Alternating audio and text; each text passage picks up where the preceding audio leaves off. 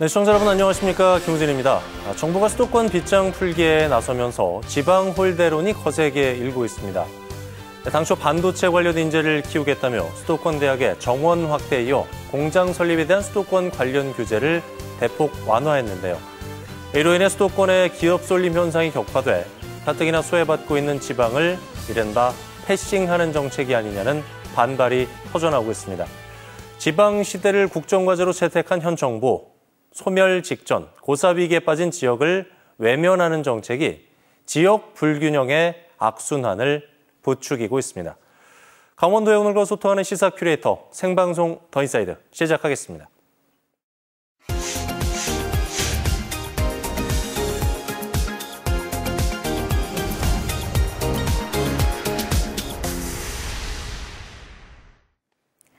오늘 하루를 뜨겁게 달군 사건, 사고부터 놓치지 말아야 할 주요 뉴스를 한눈에 정리해드리는 오늘의 뉴스캐스터 김수민입니다. 코로나19 확진자 수가 다시 10만 명대에 이르자 정부가 일상 방역 생활화 추진 방안을 발표했습니다. 이번 방역 지침의 핵심은 자율 방역인데요. 규제에 의한 사회적 거리 두기 없이 공직사회부터 솔선수범해 재택근무와 휴가를 활성화하고 휴가 복귀 시에는 선제적으로 신속 항원 검사를 하도록 권고했습니다. 뿐만 아니라 근로자가 가족 돌봄 휴가를 사용할 경우 최대 50만 원을 지원하고 학원의 원격 수업 전환을 권고하는 등 의무사항 대신 권고와 요청으로 채워진 여러 방역 정책도 내놨는데요. 일각에서는 그동안 윤석열 정부가 내세운 과학 방역과 또 개인의 자율에 맡기는 방역이 어긋난다는 지적도 나오고 있습니다. 오늘 열린 더불어민주당 8.28 전당대회 예비경선에서 본선에 진출할 당대표 후보로 강훈식, 박용진, 이재명 의원이 확정됐습니다. 더불어민주당은 오늘 오후 1시부터 차기 지도부 선출을 위한 예비경선을 시작했는데요. 중앙위원 투표 70%, 일반 국민 여론조사 30%를 반영해 당대표 후보 8명 중 3명을 최종 후보로 확정했습니다. 이번 경선은 어차피 대표는 이재명 기류 속에 이재명 의원을 제외한 남은 두 자리를 누가 차지할지 최대 관심사였는데요. 97세대 당권주자 강훈식과 박용진이 그 자리를 차지했습니다. 당대표 후보들은 다음 주 화요일 저녁 7시 지원방송 토론회를 시작으로 약 한 달 동안 전국을 순회하며 토론회를 가집니다. 오늘부터 누구나 스마트폰에 운전면허증을 저장해서 사용할 수 있습니다.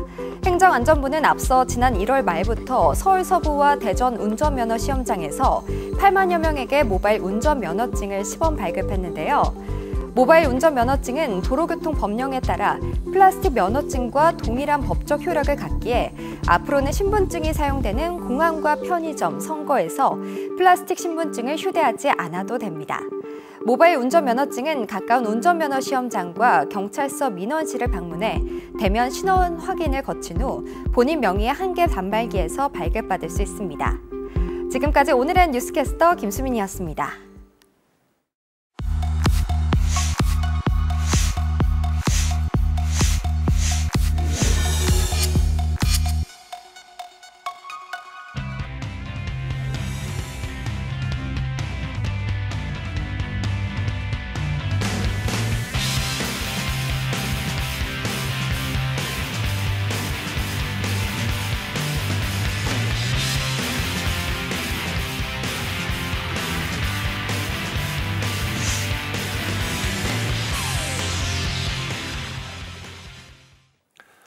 네, 생방송 더 인사이드 함께하고 계신 지금 시각 6시 47분 지나고 있습니다.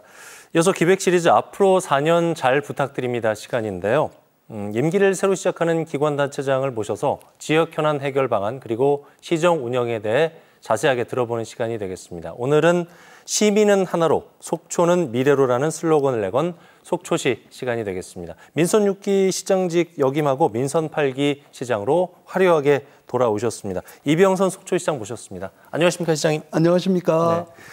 취임하신 지 벌써 한 달이 다 돼가는데요. 네, 돼갑니다. 바쁜 일정 소화하고 계시다고 들었습니다. 그렇죠. 어떻게 지내셨어요?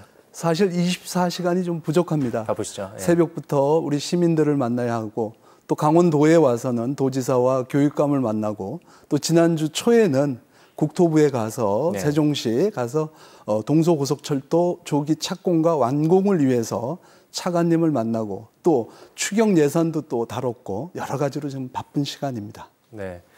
민선 6기 시장을 역임을 하셨고 네. 잠깐의 공백 후에 이제 다시 민선 8기 시장직을 맡게 되셨는데 네. 소회도 남다르실 것 같아요. 앞으로의 네. 각오라든가 큰 틀에서의 어떤 시정 운영 계획에 대해서 먼저 네. 좀 들어보고 싶습니다. 기쁨보다는 사실 책임감이 더 앞서는 그런 예. 상황입니다. 그리고 제가 4년 동안 일반 시민으로 이제 지켜보니까 네. 우리 시민들의 목소리를 경청해야 된다는 그런 느낌을 받았고요. 또 소통과 배려를 많이 해야 된다는 그런 걸 느꼈습니다. 예. 그래서 결국은 시정 목표는 국회의원 선거와 대통령 선거 또 지방선거로 인해서 많은 지금 민심이 이반이 돼 있거든요. 그래서 시민은 하나로 이렇게 우리가 뭉쳐야 하고 또 코로나라든가 우크라이나 사태로 지금 속초 지역 경제 또 세계 경제가 많이 어렵지 않습니까? 예.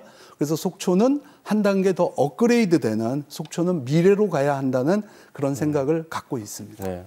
안 그래도 연장선상에서 시민분들 또 네. 환경미화원분들 매일매일 만나면서 네. 현장의 목소리에 귀 기울이고 있다는 얘기는 제가 전해 들었는데 감사합니다. 당선 이후에 불필요한 권위, 네. 불필요한 행정을 내려놓는데 좀 네. 앞장서고 계시다는 생각이 듭니다. 네. 과잉 의전 금지, 네. 보고 체계 간소화, 아유. 그리고 간부 공무원 배우자 모임 해체. 네. 이런 아이디어는 직접 내신 거예요, 시장님? 물론 직접 냈습니다. 예. 지금 22세기는 예. 22세기 맞죠? 22세기는 지금 독단적인 리더십보다는 섬기는 리더십이 좀 필요할 때라고 생각합니다. 그래서 과잉 의전이라든가 예. 또 뭐 회의 시간을 길게 갖는다든가 이런 예. 것들은 좀 불필요하다고 보고요. 특히 우리 지역은 어떤 게 있었냐면 간부 공무원들의 배우자들의 모임인 늘 풀어내라는 게 있었습니다. 근데 그것이 지금 현 시대와 좀 맞지 않기 때문에 네. 과감하게 해체하고 더 업무의 효율성을 위해서 회의 시간도 30분 이내로 줄이고 각자의 역할을 충실히 하는 게 더 맞다라고 생각해서 그런 결단을 내리게 되었습니다. 그렇군요. 지금은 21세기지만 어쨌든 22세기를 준비하는 마음으로 행정을 간수하고 계시다는 말씀이셨고요. 그렇죠. 속초시의 최대 현안 가운데 하나죠. 동서 고속화 철도 사업. 지난주에 국토교통부 직접 방문을 네네. 하셨고 다음 달 말에 착공식과 함께 이제 본격적으로 공사에 들어간다는 굉장히 맞습니다. 반가운 소식이 들어와 네. 있는데 어떻게 진행이 됩니까, 시장님? 지금 이제 27년을 목표로 네. 지금 차질 없이 준비하는 걸로 제가 지금 확인을 했습니다. 네. 그리고 제가 그 후보 시절에도 대통령께서 인수위 시절에 4월 8일 날 가서 예. 제가 확답을 받은 바도 있고요. 예. 또 최근에는 국토부 차관을 방문해서 예. 차질 없이 진행하는 걸로 지금 계획을 예. 듣고 왔습니다. 이번에 국토교통부 방문하셨을 때 집중적으로 건의하신 부분이 네. 속초 정거장하고 진입 구간에 대해서 네. 토공 방식을 네. 교량 방식으로 변경 요청하셨다고 제가 들었거든요. 맞습니다. 토공 방식하고 교량 방식하고 좀 차이가 많이 나나 봐요. 네. 예. 그러니까 한마디로 토공은 우리 그 설악산을 바라보는 경관이라든가 이런 것들을 갖다가 좀 막히는 그런 부분이 있습니다. 네네. 근데 이제 교량으로 할 경우에는 지역 단절도 좀 해소가 되고 경관도 좀 완화되는 네. 그런 방법이기 때문에 그것을 제가 이번에 좀 요구를 하고 왔습니다. 그러시군요. 취임 이후에 코로나19 일상회복 태스크포스 팀도 신설 운영을 하고 있고 네. 8월부터죠. 1호 공약이었던 희망지원금 지급도 시작이 됩니다. 네. 일상 회복을 위한 경제 활성화에 좀 무게를 많이 둔 것 같은데 어떻게 보고 계세요, 시장님? 제 선거 공약 중에 가장 컸고 1호 공약이었던 코로나 희망 지원 자금을 네. 요번에 그 결단을 내렸습니다. 우리 속초 시민 1인당 20만 원씩 예. 8월 초에 지급하는 걸로 우리 속초시 의회에서 예. 김명길 의장님이 통과를 시켜 주셔서 예. 이미 이제 통과됐습니다. 예. 8월 초부터 그런 이제 선제적인 역할을 지금 해 나갈 것이거든요. 그러다 보니까 지금 코로나19로 많이 지금 힘든데 일반 시민들이 조금이나마 격려가 되고 이안이 됐으면 좋겠다는 그런 차원에서 실행에 옮겼습니다. 20만 원이면 상당히 큰 금액이고 그렇죠. 여러 자치단체마다 다들 경제 활성화라든가 인구 유입 부분에 있어서 네. 어려움을 겪고 있는데 이런 구간들이 좀 많이 해소가 될 것 같아요? 예, 해소가 된다고 저도 생각합니다. 그렇군요. 네. 관광 얘기해 볼까 합니다. 동해안 관광산업 활성화. 이게 관광산업 활성화 관련돼서는 뭐 단골 주제인 만큼 많은 노력도 필요하고 고민도 필요하고 변화가 좀 필요하다는 뜻이 될 텐데요. 관광산업을 한층 좀 뭐 속초관광 지금도 좋지만 한 단계 더 업그레이드하기 위해서는 어떤 방안이 좀 필요할까요? 저는 대표적으로 우리 속초를 마이스 산업의 대표 도시로 좀 만들고 싶습니다. 잘 아시다시피 우리 속초는 산, 바다, 호수, 온천, 자연 조건은 전 세계적으로 최고라고 생각합니다. 그리고 또 코로나19 시대에 또 트렌드에 맞는 관광이면은 틀림이 없지만 포스트 코로나를 위해서는 우리가 좀 빠르게 선제적으로 마이스 관광 산업을 준비해야 되지 않을까. 미팅, 인센티브, 또 컨벤션, 또 전시 이런 것들을 선제적으로 우리가 좀 준비해 나가는 그런 속초로 만들어 가겠습니다. 그렇군요. 자, 우리 강원도가 내년에는 강원특별자치도 출범을 앞두고 있습니다. 각 지자체 차원에서 규제 완화라든가 지역 특성을 반영한 법안 등을 여러 가지로 이제 다각도로 고민하고 있는 상황인데요. 속초 같은 경우에는 어떻게 진행이 됩니까? 저도 그렇게 생각합니다. 이 지방 분권의 활용 점정은 특별자치도가 아닌가 저는 그렇게 생각을 합니다. 잘 아시겠지만 지방 분권이라 하면 지방의 권한을 더 많이 주고 또 재정이 확충되고 제일 중요한 것은 그 규제를 완화할 수 있는 권한을 이제 지방에 주는 거 아니겠나 이렇게 생각하는데 우리 속초시도 지금 많은 규제가 있거든요. 이것을 우리 18개 시군 특히 강원도와 잘 조화롭게 준비를 해서 강원특별자치도 시대를 준비해 나가도록 그렇게 하겠습니다. 그렇군요. 자, 분위기를 좀 이번에 바꿔볼까요? OX 퀴즈를 저희가 좀 준비했는데 앞에 홰말 보이시죠? 시장님의 어떤 생각, 바람을 들어보는 시간인데요. 제가 말씀드리는 내용에 OX를 들어주시면 되고요. 뭐 질문에 대해서 답을 하시고 바로바로 부연 설명을 하실 필요는 없고 5가지 질문을 다 푯말을 드시고 나서 천천히 부연 설명을 듣도록 하겠습니다. 어려운 건 좀 하지 말아 주십시오. 어쩔 수가 없습니다. 저도 해야 될 질문들이 다 있기 때문에 일단 질문을 좀 드리도록 하겠습니다. 준비되셨습니까? 네. OX 퀴즈를 시작해 보도록 하겠습니다. 첫 번째 질문입니다. 이번 속초시장 당선 당연히 내가 될 줄 알았다. 들어주실까요? 잠시의 머뭇거림도 없이 들어주셨고요. 두 번째 질문입니다. 동서고속화 철도 조기 완공 100% 확신한다. 오 들어주셨고요. 세 번째 질문입니다. 24시간 어린이 전문 병원 유치 공약. 사실 수지 타산이 맞지 않는다. 수지 타산은 맞지 않는다. 맞습니다. 필요는 하지만 수지 타산은 맞지 않는다. 네 번째 질문입니다. 시청사 이전 임기 내에 꼭 추진하겠다. 추진하겠습니다. 오를 들어주셨고요. 마지막 질문입니다. 4년 뒤 속초시장도 나 이병선이다. 들어주시죠. 그것도 노력해 보겠습니다. 어려운 질문이 좀 힘들 것 같지 않냐는 말씀을 하셨는데 그냥 단호하게 다 오를 들어주셨는데. 두 가지 답이니까 뭐 O 아니면 X 아니겠습니까? 분명해서 좋습니다. 부연 설명을 이제부터 듣죠. 속초시장 당선 당연히 내가 될 줄 알았다. 예상을 좀 많이 하셨나 봐요, 시장님? 4년 동안 정말 고군분투했습니다. 열심히 했고 또 현장에서 시민의 목소리를 듣는 과정에서 제가 뭐 건방지고 그런 게 아니라 느낌이 좀 왔습니다. 그래서 더 열심히 해야 되고 앞으로도 더 열심히 하라는 그런 의지로 알고 더 노력하도록 하겠습니다. 요즘도 그래서 새벽에 계속 지금 진행하고 있습니다.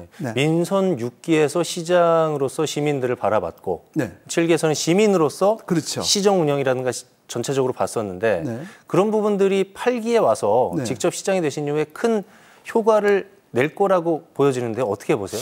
참 도움이 많이 될 것 같습니다. 제가 놓쳤던 부분을 다시 메꿀 수도 있고 또 시민의 생생한 목소리를 또 시정에 반영할 수 있는 그런 기회가 될 거라고 저는 생각하고 있습니다. 그렇군요. 동서고속화철도 아까도 말씀드렸지만 조기 완공 100% 확신한다고 말씀을 하셨어요. 조기 완공보다는 27년에 지금 우리가 하기로 했거든요. 그 부분을 차질 없이 진행할 수 있겠다. 그런 표현입니다.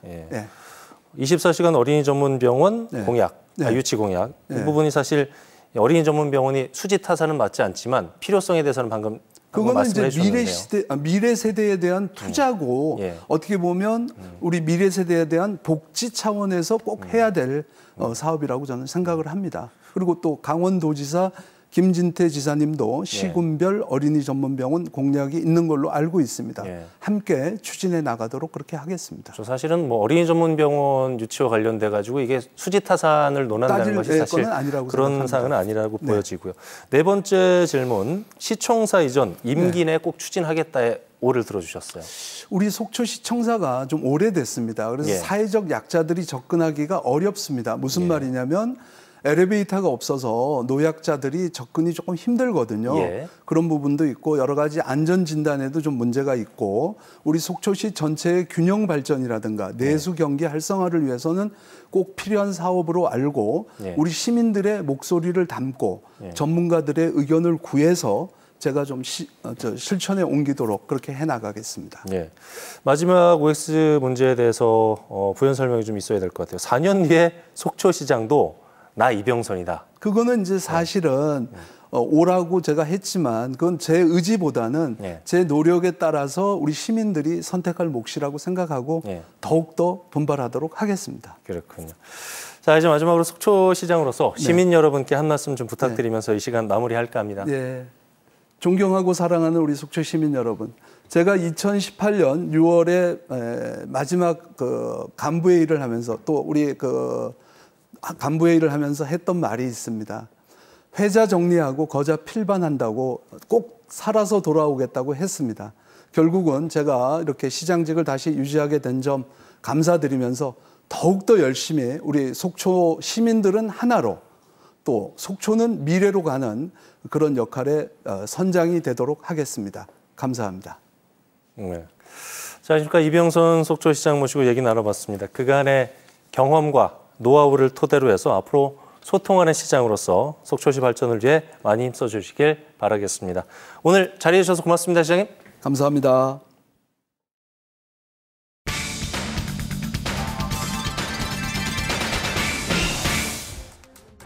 내년도 최저임금이 올해보다 5% 인상된 시간당 9,620원으로 결정됐습니다. 최저임금은 시장에서 열악한 근로자들이 시장 임금만으로는 협상력이 약해서 최소한의 생계비의 그 임금을 강제로 정해주는 법정 강제 제도다 이렇게 생각하시면 되겠습니다. 노사 공간의 3자가 치열하게 논의가 전개가 됐습니다. 우리 노동계는 지금 3고 시대 가파른 물가 인상 때문에 생활 수준이 저하되지 않기 위해서는 최저임금이 대폭 올라야 된다 주장을 했고요. 사용자들의 경우에는 물가 수준에도 미치지 못하는 실제 삭감안을 주장을 했습니다. 물가 상승이 지속되는 가운데 사용자와 근로자 모두 인상된 최저임금 결과에 불만을 나타냈는데요. 운영을 하는데 최소 인원이 있거든요. 그런데 인원을 줄이지 못하는 상황에서 인건비 부담이 더 자중된다는 거는 그만큼 물가가 오른 매출에 비교해서도 부담이 되고 증가되는 인건비에 대해서도 줄일 수 있는 부분이 한계가 있기 때문에 부담을 많이 느끼고 있습니다. 물가 인상에 비해서는 한 이제 5% 정도 인상되는 거는 너무 적다고 생각이 듭니다. 10,000원은 돼야 되지 않을까. 최저임금위원회에서는 노사의 대립으로 진통을 겪었습니다. 올린다라면은 그야말로 지금 이렇게 어려운 분들을 사실상 사지로 내모는 그런 결과가 될 거다. 자영업자들을 어렵게 만드는 것을 왜 노동자들의 임금을 깎고 줄이는 것으로. 노사 양측은 자신들의 상황을 고려하지 않았다는 결정에 이의를 제기하며 재심의를 요구했습니다. 소상공인이라든지 영세상인, 중소기업, 약소기업 이런 기업들이 지불 능력이 과거의 5%, 7%하고 다른 게 지불 능력을 이미 넘었다. 동결을 하고 그들의 활로를 열어주는 노력을 해서 숨을 돌리게 해줬어야 한다. 지금 물가가 뭐 정부에서 얘기하듯이 6% 이상 치고 올라갔다 얘기가 나오고 있잖아요. 7월 들어서 공공요금이 전기, 가스 다 올랐지 않습니까? 물가 수준에도 미치지 못하기 때문에 실질적으로는 삭감 아니다 이렇게 봅니다. 더 올랐어야 됩니다. 내년도 최저임금 인상 소식에 현장은 혼란스러운 분위기인데요. 24시 편의점을 운영하는 유창열 씨. 코로나 여파의 인건비까지 걱정이 태산입니다. 혼자서 아침 7시부터 14시간, 많이 할 때는 한 16시간. 1시간당 여기 있는 물건 다 팔아서 이익금이 나는 것도 10,000원이 될까 말까 하는데 그걸 어떻게 10,000원을 줘요? 쉽지 않지. 자영업자들한테는 방법이 없습니다. 이제 가족이 계신 분들은 가족끼리 하든가 저같이 이제 혼자 할 수 있는 사람은 그냥 혼자 하는 거고 뭐 그런 거죠. 뭐. 다른 상인들도 사정은 마찬가지. 3년째 호프집을 운영하는 유선 씨 역시 매출과는 반대로 오르는 인건비에 직원을 줄이기로 했는데요. 저희가 부담이 너무 크니까 요일별, 시간별로 이렇게 쪼개서 바쁜 시간대에만 아르바이트생을 쓸 수밖에 없고 임대료를 깎을 수도 없고 줄일 수 있는 건 인건비밖에 없어요. 현실과 맞지 않는 최저임금 정책에 소규모 영세상인들의 한숨은 늘어만 갑니다. 사용자는 인건비 부담을 버티지 못하고 매장을 무인 점포로 전환하거나 키오스크를 두기도 하는데요. 누군가 주문은 받아줘야 되고 그다음에 고객 응대도 해줘야 되는데 주문만이라도 받아준다면 그만큼 인건비를 세이브해주는 거기 때문에 키오스크가 매달 추가되는 금액 없이 안정적으로 갈 수 있다는 건 큰 장점이라고 생각합니다. 사용자는 인건비 부담을 호소하는 한편 근로자는 물가 상승과 생계비 부담에 최저임금의 인상은 반드시 필요하다고 맞섰습니다. 지금 이제 물가가 많이 오르고 있는데 물가 상승률에 반해서 좀 책정이 됐으면 좋겠다는 좀 생각이 있습니다. 물가가 더 많이 상승되다 보니까 지출이 더 많이 늘어서 시급이 조금 더 올라야 될 것 같다고 생각하고 있습니다. 정답 없는 최저임금 적정 수준의 시민들의 의견도 천차만별입니다. 적당한 것 같기도 하고. 8,000원 선도 괜찮아요. 9,300원? 시급이 오르는 것도 중요하지만 사업주, 업주들이 먼저 살고 나야지 알바생도 있을 것 같고. 물가도 많이 오르고 또 그게 또 장기화된다 그러는데 최저시급이 그 정도면 제가 볼 때는 좀 부족하지 않나. 일반직도 초봉이 한 200원짜리 정도인데 일반직이나 이렇게 뭐 아르바이트나 별로 달라지는 게 없다고 생각을 해가지고 조금 많은 것 같습니다. 임금이 오를수록 일을 하려는 청년들도 많아질 거고 그렇게 되면 나라에도 더 도움이 되지 않을까요? 곧 다가올 최저임금 만원 시대. 최저임금이 사회에 미치는 영향이 막대한 만큼 그 누구도 만족하기 어려운 것이 현실인데요. 하루빨리 최저임금 적정 수준의 타협점을 찾아 사용자와 근로자 모두 만족할 수 있는 사회가 오길 기대해봅니다. 네, 7월 28일 목요일 생방송 더 인사이드. 저희가 준비한 소식은 여기까지입니다. 편안한 저녁 보내십시오. 고맙습니다.